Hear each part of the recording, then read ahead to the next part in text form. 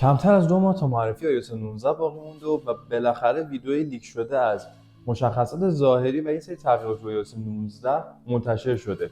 بریم با هم مورد بررسی قرارش بدیم و یادتون نره قبل از شروع ویدیو کانالمون رو سابسکرایب بکنید و زنگوله نوتیفیکیشن رو فعال کنید که ویدیو جدیدمون طبق معمول واسهتون بیاد. 19 خرداد اپل قصد داره که iOS 19 رو معرفی بکنه و احتمالاً با آیفون 17 هم عرضه بشه. حالا این iOS جدید شامل یه سری تغییرات خیلی خفنه که داریم تو ادامه ویدیو با هم دیگه می‌بینیم.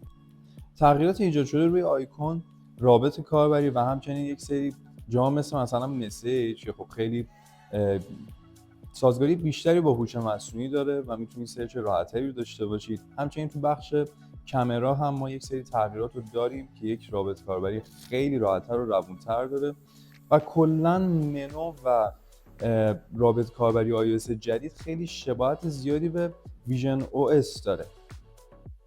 پاپ‌آپ‌های جدید و همچنین بک‌گراندهای جدید از سری تغییرات ظاهریه که ما داریم روی این iOS جدید می‌بینیم و همچنین انیمیشن هایی که روی این iOS اضافه شده خیلی جذاب‌ترش کرده. شما وقتی کنترل سنتر رو حتی بدیم پایین، موقعی که می‌خواین صفحه نمایشتون اون نورش رو کم و زیاد بکنید، یک گرافیک خیلی جذابی رو داره که تو ادامه ویدیو خواهیم دید و کل تغییراتی که روی iOS 19 انتظار میره که داشته باشیم این تغییراته که امیدوارم ازش لذت ببرید.